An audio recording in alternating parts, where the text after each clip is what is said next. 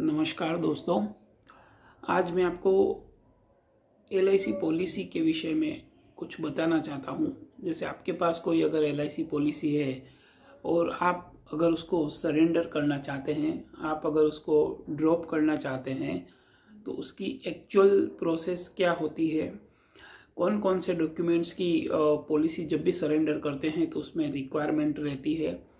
उसके बाद जैसे ही आपने पॉलिसी सरेंडर की, उसके कितने दिनों के बाद आपके अकाउंट में वो पैसा पॉलिसी का सारा आ जाता है, इन सब के बारे में मैं आज आपको डिटेल में बताने वाला हूँ इस वीडियो में।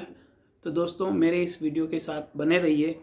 और अगर आपको ये मेरा वीडियो अच्छा लगता है, डिटेल्स वाला लगता है, तो आप कृपया इस वीडियो को ज़्यादा से ज़्यादा शेयर कीजिए, लाइक कीजिए और मेरे चैनल को सब्सक्राइब कीजिए। दोस्तों, सबसे पहले ये जान लेते हैं कि क्या LIC पॉलिसी को ऑनलाइन बंद किया जा सकता है, ऑनलाइन ड्रॉप किया जा सकता है।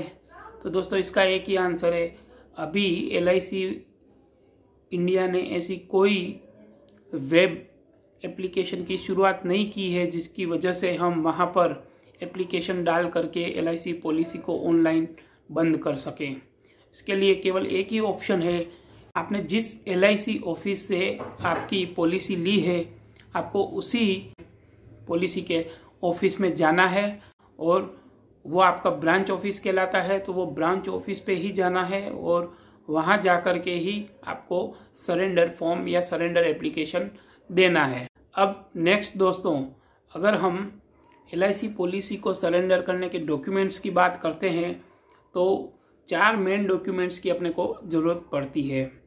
LIC पॉलिसी का ओरिजिनल डॉक्यूमेंट्स यानी LIC पॉलिसी का बॉन्ड, दूसरा डॉक्यूमेंट है आधार कार्ड, तीसरा डॉक्यूमेंट आपको लेके जाना है पैन कार्ड और चौथा मेन डॉक्यूमेंट है आपका कैंसल चेक।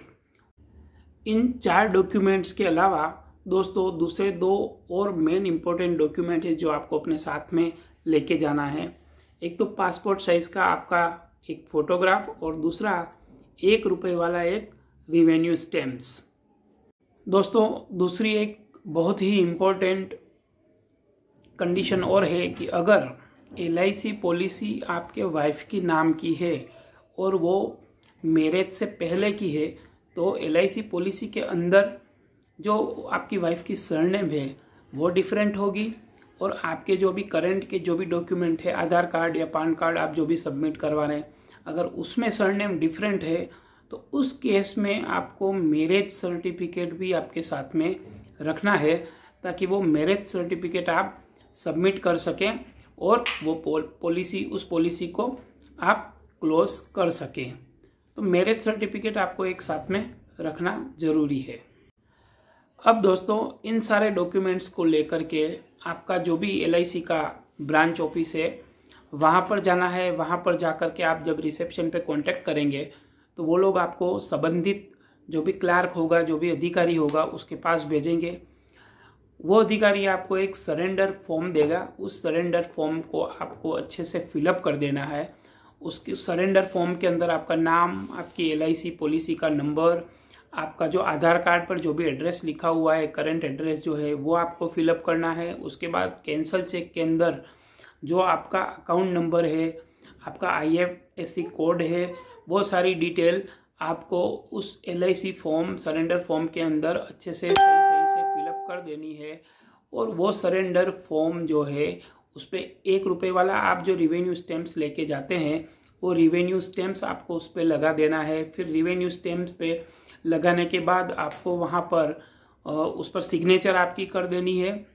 फिर आपको एक विटनेस पर्सन की ज़रूरत पड़ती है जो आपको पहले से विटनेस वाले कॉलम में आपको उनका नाम और सिग्नेचर करवा लेना है। वो नाम और सिग्नेचर करवाने के बाद ये डॉक्यूमेंट पूरा अच्छे से फिलअप हो जाता है। उसके बाद आप वो LIC ऑफिसर को, क्लार्क को आप ये फॉर्म जमा करा दीजिए। जमा करा देने के बाद वो अधिकारी, संबंधित अधिकारी जो है, वो आपको LIC ओरिजिनल पॉलिसी का डॉक्यूमेंट और वो सारे फॉर्म ले लेगा। तो वो आपको एक रिसिप्ट देगा कि हाँ, ये सारे डॉक्यूमेंट्स जो है वो मुझे जमा करा दिए गए हैं और फिर वो आगे प्रोसेस के लिए भेज देगा। वो जो भी रिसिप्ट दोस्तों आपको देता है तो उस रिसिप्ट को आपको अच्छे से संभाल के रखना है जब तक कि आपके अकाउंट में LIC का पैसा नहीं आ जाता है। सबसे इम्पोर्टेंट चीज़ आपको मैं दोस्तों एक बताना चाहता हूँ कि आप कोई भी ब्रांच में जाकर पॉलिसी सरेंडर नहीं कर सकते हैं।